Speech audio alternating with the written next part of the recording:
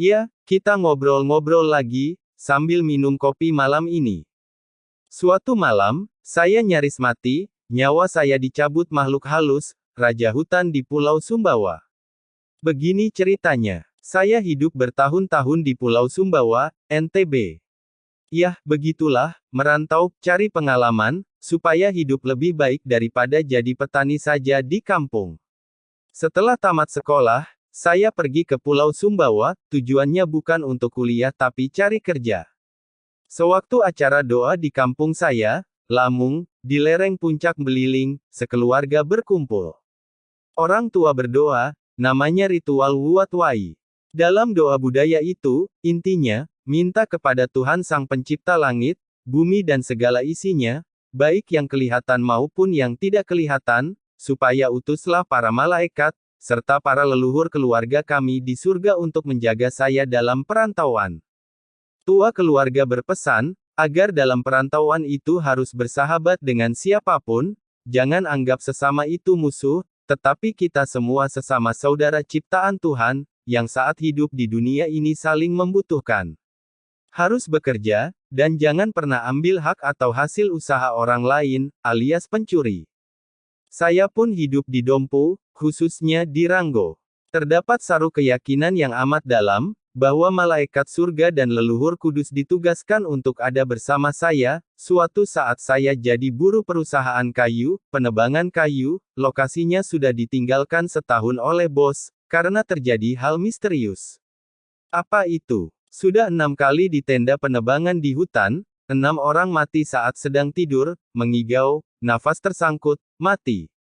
Ngerikan, angker, mistik, dan banyak hantu, setan katanya, nyawa taruhannya. Suatu hari bos panggil saya, tanya apakah saya bersedia mau jadi mandor proyek di hutan, karena jika stok kayu tidak ada, maka perusahaan akan merugi dan tutup. Bos ceritakan lagi bahwa sudah 6 orang kita meninggal di situ.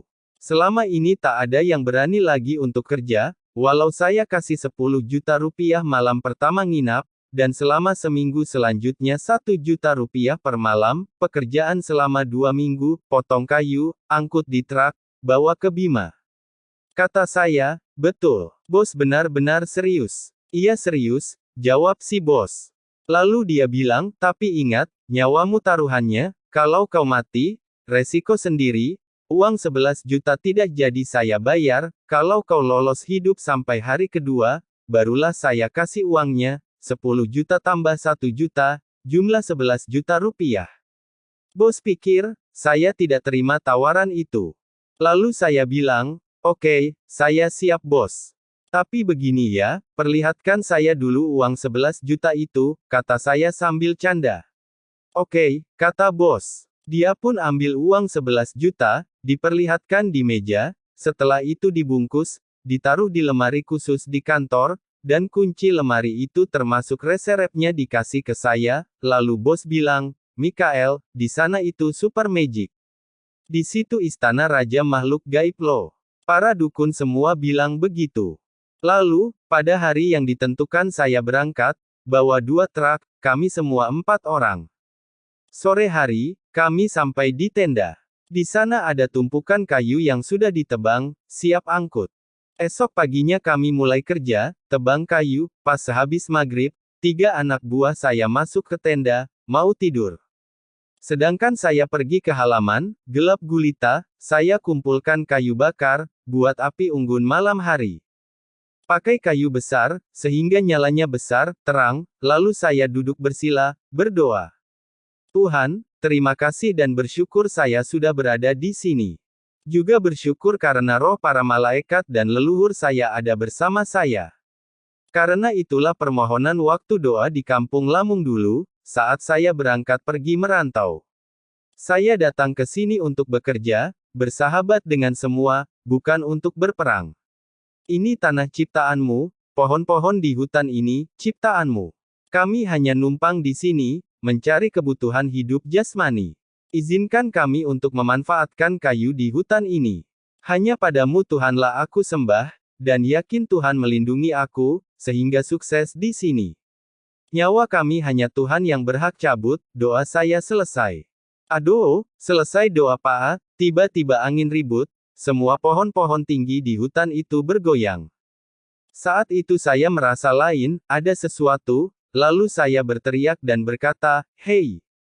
Hei, siapa raja kamu di sini? Temui saya. Saya tidak takut kamu, saya hanya takut pada Tuhan, Raja semesta alam, Tuhan bagi yang kelihatan maupun yang tidak kelihatan, Sang Pencipta segala, yang mengasihi semuanya." Saya omong sendiri, teman-teman mengira saya sudah gila karena sudah kerasukan setan di gunung itu. Mereka keluar dari tenda, tapi hanya sampai di pintu, mereka melihat saja saya di halaman, depan api unggun. Mereka berkata, "Aduh, Pak Mikael mati sudah malam ini." Saat angin kencang itu, setelah ngomong sendiri, saya ngantuk dan terasa mau trans, tapi tetap saya duduk, tutup mata. Trans ketika mata saya terbuka Pak, aduh, saya tetap berada di situ, tapi terlihat sebuah kota besar, istana. Ada gedung-gedung sekolah, rumah-rumah.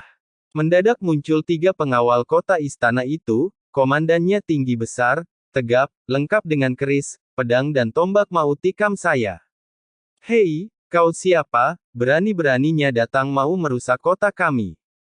Kau Jaya mau bertemu raja kami ya, beraninya kau, sebentar lagi kami panggang kau untuk makanan pesta.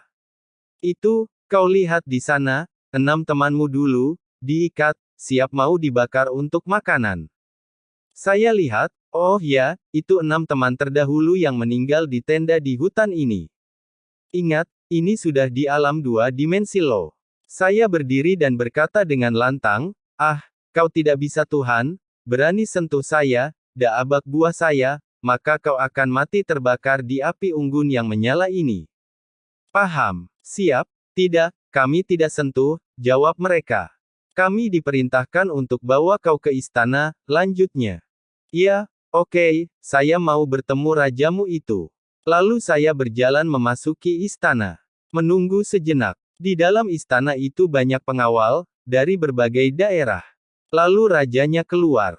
Aduh, Pak, keluarlah rajanya, ia dikawal oleh pasukan dari berbagai daerah di Indonesia ini. Serius. Raja besar, berwibawa, ada topi mahkota di kepalanya. Dia berkata, "Hei, baru kali ini saya menemui orang seberani dan penantang seperti kamu. Kamu tahu saya, ya, dan kau bisa berjumpa saya dalam dunia kami. Kau manusia istimewa ya. Tadi waktu kau berdoa, saya dengar. Dan memang benar doamu itu, begini, kau kerja di istana saja, saya angkat kau untuk jadi kepala pasukan istana. Atau jadi guru olahraga, dengan gaji besar. Bagaimana, bersedia?" Lalu dia tunggu jawaban saya, lagi-lagi kata dalam hati saya. "Lah, ini berarti saya mati sudah." Kemudian saya jawab dengan, "Hei. Saya tidak perlu, saya ini manusia hidup, saya bekerja sebagai manusia. Kamu berada di dunia sini, supaya kau tahu, saya ini anak Tuhan, anak Raja, alam semesta raya." Ia diam membisu sesaat, lalu dia berkata, "Tuan, apa maumu?" Jawab saya, "Begini, kita ini hidup di alam yang berbeda.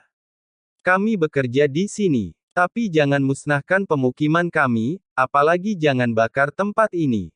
Kata saya, "Begini, kami kan manusia yang membutuhkan pohon-pohon di sini. Kamu kan alam lain, kami di dunia. Kami minta kamu menghargai kami. Tapi saya minta kamu jangan ganggu kami yang bekerja tebang pohon di sini. Dan saya minta, 6 orang yang digantung dan diikat itu harus dilepas. Mereka tidak bersalah, mereka itu karyawan biasa saja. Kamu hukum orang tak bersalah, paham? Lepaskan mereka, biarkan mereka pergi entah kemana. Kalau mau, kamu ambil bos kami itu di kota, jangan kami." Lalu mereka lepaskan 6 orang itu, raja itu berkata lagi. "Tapi kami minta," kata raja itu, "jangan tebang pohon di mata air itu, di kawasan radius 100 meter dari situ. Kalau mandi di sana, harus sopan, di air itu, jangan mandi telanjang, untuk niat yang tidak bagus. Jangan buang air kecil maupun besar di situ, kalau buang air besar, gali dulu lubang di tanah, lalu ditutup." "Baiklah," jawab saya, lalu pulang. Sejetika saya sadar dari trans, dan merasa tetap duduk di hadapan api unggun. Hutan gelap gulita lagi, saya tarik sebatang rokok Surya 12.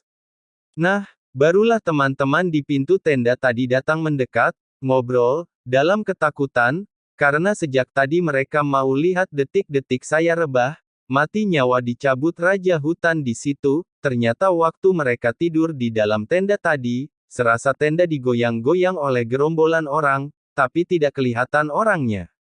Mereka juga dicekik, tapi dilepas. Ya, begitulah. Esoknya kami lanjut kerja, tebang pohon. Bos was-was tunggu kabar kematian Mikael Mensen, tapi tidak ada. Sopir truk pengangkut kayu bilang, bahwa Mikael Mensen masih hidup. Buset, gecok, cuka minyak, mungkin begitu kata bos. Hari ketiga saya balik ke kota, temui bos di kantor. Bawa dengan kunci almari uang 11 juta rupiah, saya ketawa-ketawa saat buka almari uang. 11 juta rupiah, utuh. Hak. Haha, bos sedikit ketakutan tapi ikut gembira. Usaha lancar kembali. Saya bilang ke bos, malam itu saya bertarung, hampir nyawa tercabut, tapi kuasa Tuhan di atas segalanya. Saya bilang kepada bos tentang siapa saya, kepada Raja Hutan itu, bahwa saya ini karyawan biasa. Kalau kau mau makan sate empuk, kuah soto penuh lemak dan bergizi, kau ambil bos saya di kota Dompu itu. Hehehe, guyonan saya, jangan. Kata bos. Yah, saya bilang bos, bahwa bos saya itu sama seperti saya, ia hanya takut Tuhan. Oh, begitu, kata bos. Akhirnya uang 11 juta rupiah itu saya bawa pulang, tidak hanya untuk saya bagi ke teman-teman yang ikut saya nginap di hutan malam itu, sebagiannya saya kasih istri di rumah. Inti pengalaman saya ini, saya renungkan bahwa kita harus tekun menyembah Tuhan, itu wajib. Tapi juga kepada leluhur, kita wajib hormati. Kenapa? Allah kita adalah Allah para leluhur, bukan Allah pada hari ini saja. Jika kita bersama Tuhan, beramal, mengampuni orang yang bersalah, pasti Tuhan kirim para malaikat dan para leluhur ditugaskan menjaga kita. Intinya, hidup itu harus bermakna bagi sesama. Ini salah satu pengalaman saya berada dalam trans, yaitu menembus batas ke dimensi kehidupan lain dalam roh, dan bisa berjumpa dengan mereka di sana. Tampang mereka adalah seperti manusia biasa tapi kita tahu bahwa dalam roh. Mereka bisa melihat kita, melihat perbuatan kita dan bisa mendengar perkataan kita. Allah itu Maha Esa, pencipta segalanya. Segala makhluk bertekuk lutut di bawah kekuasaannya. Kekuasaannya adalah cinta dan maha kasih sayang. Sekian dulu ya, lain waktu kita ngobrol lagi.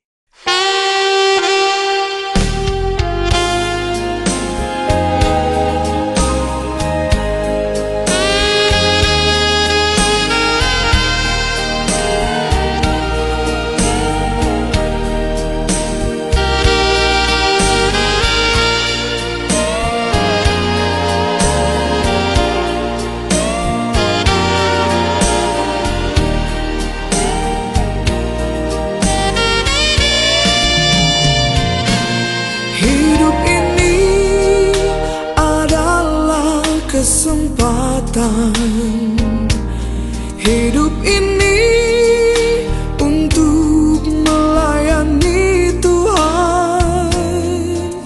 Jangan sia-sia waktu yang Tuhan beri. Hidup ini hanya sementara. Sekuntum bunga di pagi hari, mekar indah harum di padang yang hijau. Demikian Tuhan mendandani rumput, gugur bunga bila panas terik. Oh Tuhan, pakailah hidupku